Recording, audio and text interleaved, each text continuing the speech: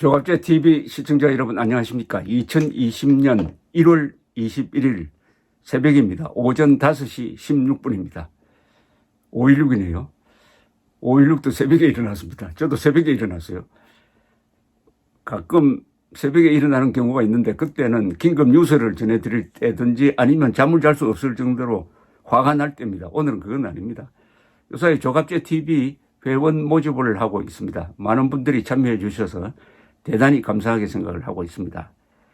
요사이 난데없이 한국과 미국 사이에 정면 충돌이 벌어지고 있습니다.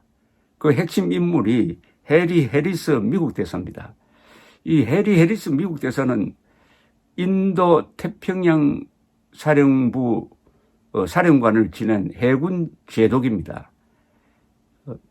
호놀룰루에 있는 태평양 사령부의 사령관을 지낼 때 아주 북한에 대해서 중국에 대해서 강경한 발언, 상당히 그 정치적 의미를 담은 발언을 했고 이것을 트럼프 대통령이 수용하는 걸로 봐서는 대통령 신임이 가장 강한 대사, 역대 대사 중에 가장 강한 분이 아니냐 하는 생각도 듭니다. 이분은 또 한국 정과도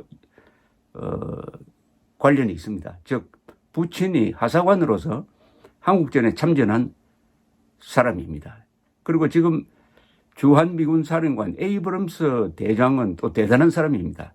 이분 아버지는 주월 미군 사령관을 지냈고 2차 세계대전에 탱크전의 영웅입니다. 영화에도 가끔 등장하는 사람이고 에이브럼스 전차라는 그 이름이 바로 지금 주한미군 사령관 부친의 이름을 딴 것입니다. 그래서 지금 해리스 대사와 에이브럼스 사령관의 콤비는 지금까지 한국에 부임했던 대사와 사령관 중에서 가장 강력한 정치적 기반 그리고 미국 군부 안에서의 뒷받침이 있는 사람입니다. 그런데 우리 문재인 정권과 문재인 세력이 이 해리스 씨를 상대로 해가지고 너무 괴롭히고 있습니다. 대사관제에 담을 넘어가는 세력이 친문 세력의 지원을 받는 어떤 종북주의자 아닙니까?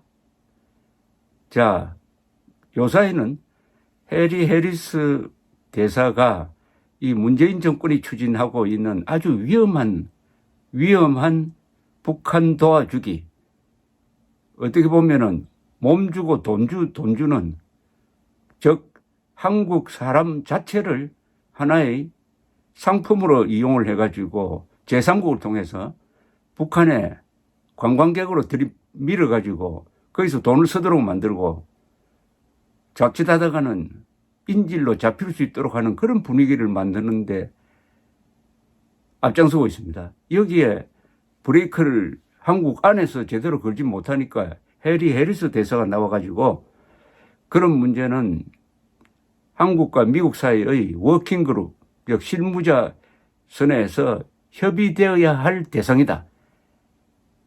지금 개별 관광은 대북 제재에 포함되어 있지 않습니다. 유엔의 대북 제재.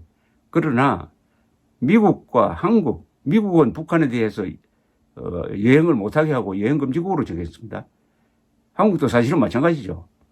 그러니까 지금 핵 개발하고 있는 핵무장을 강화하고 있는 북한에 대한 현금 지원이 뻔한 것은 반드시 한미 간의 협의가 있어야 된다라고 주장을 했는데 여기에 대해서 이 여권에서 무슨 당신 총독이냐 하는 이런 험한 말까지 나오고 이 외곽 세력은 수염 이야기를 하는 등 아주 반문명적인 행동을 하고 있습니다.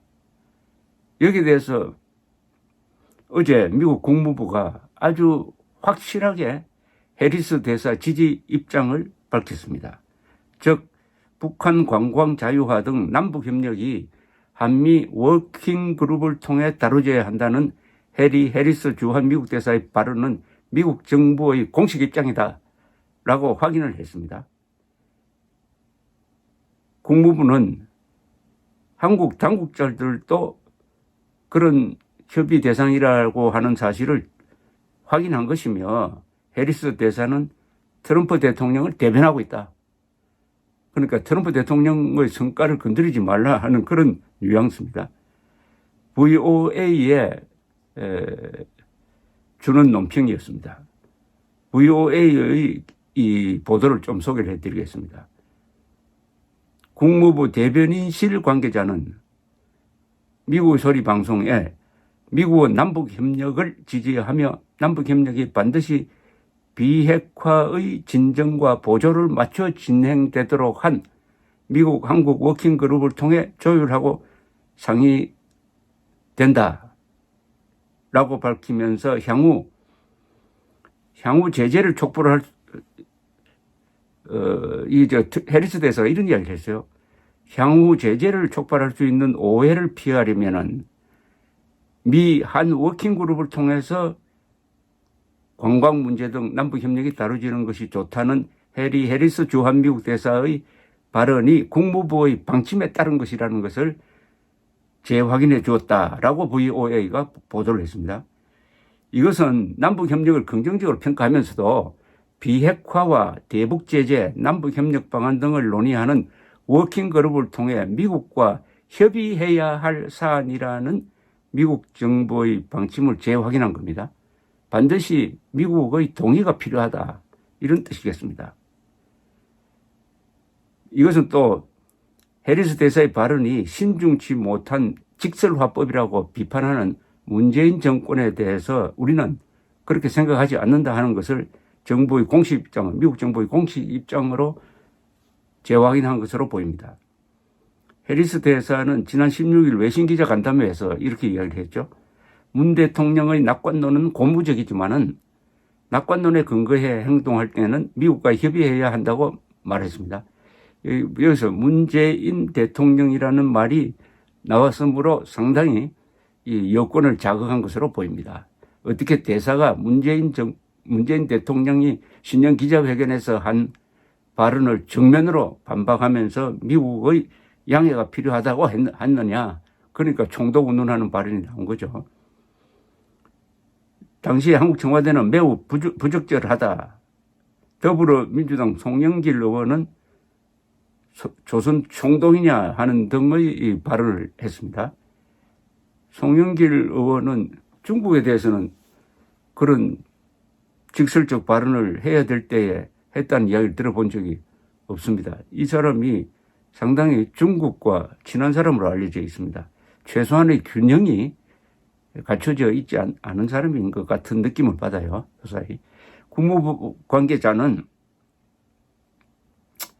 이 해리스 대사가 트럼프 대통령의 말을 대변하는 사람이라는 것을 굉장히 강조했습니다. 국무부는 한미동맹을 강화하고 한국에서 트럼프 대통령을 대변하기 위해 노력을 기울이고 있는 해리스 대사를 전적으로 신뢰한다. 전적으로 신뢰한다. 이 관계자는 또 한국에서 해리스 대사의 언급이 주권국에 대한 개입으로, 그러니까 주권 침해로 비춰지고 있는 것에 대해서 미국의 입장도 밝혔는데 해리스 대사를 포함한 그 누구도, 그리고 특히 해리스 대사는 한국의 주권에 의문을 갖고 있지 않다라고 이야기를 했습니다. 미국과 우리의 동맹인 한국은 북한과 관련한 노력에 관해 긴밀히 조율하며 북한에 대해 일치된 대응을 밀집히 조정하는 데 전념하고 있다. 이어서 모든 유엔 회원국들은 유엔 안보리 결의들을 이행해야 한다. 대북 제재 준수를 거듭 촉구를 했습니다. 이 해리스 대사의 말은 전체적으로 보면은 만약 이렇게 미국의 동의 없이 대북 지원을 하면은 세컨더리 보이콧 같은데 걸릴지도 모르겠다 하는 뉘앙스를 담았습니다. 이게 더 자극적이었던 것으로 보입니다. 어쨌든 미국 대사의 말이 필요가 없어요. 지금 시점에서 더구나 미국과 북한의 긴장이 고조되고 있습니다. 미국이 오랜만에 항공모함 2척을 한반도 근해에 이제 배치를 했습니다. 그리고 2017년에 전쟁 일보 직전까지 갔다는 이야기를 브룩스 당시 유엔군 사령관이 아사히 신문을 통해서 공개하기도 했습니다. 또 김정은이 오판할 가능성도 제기되고 있습니다. 즉 이란 사태로 인해 가지고 미국이 중동에 전념하고 있을 때는 북한을 상대로 한 제2 전선을 펼 수는 없을 것이다 해서 이 기회를 이용해가지고 핵 미사일 도발을 하지 않을까 이렇게 잔뜩 긴장되어 있는 이런 상황에서 북한에 중국 등을 통해서 한국 사람들을 들여보내가지고 돈을 쓰도록 만든다. 이게 지금 제정신입니까? 그래서 제가 이것은 한국 사람을 인질로 갖다 바치는 겁니다. 오히려 이런 판에 굳이 미국의 반대를 무릅쓰고 한국 사람들을 들여보내려고 하는 이유는 그렇게 수천 명, 수만 명 들여보내 놓으면은 미국이 북한을 때리려고 할 때 머뭇거리게 되고 그것을 이용해가지고 문재인 정권이 미국에 대해서 북한에 대한 군사적 공격 반대한다고 막고 나설 가능성이 있는 것 아닙니까? 단순한 인질이 아니라 이것은 핵인질이 되는 겁니다. 이렇게 되면은 북한이 한국에 대해서 핵으로 위협하면은 우리가 대응할 수단이 없습니다.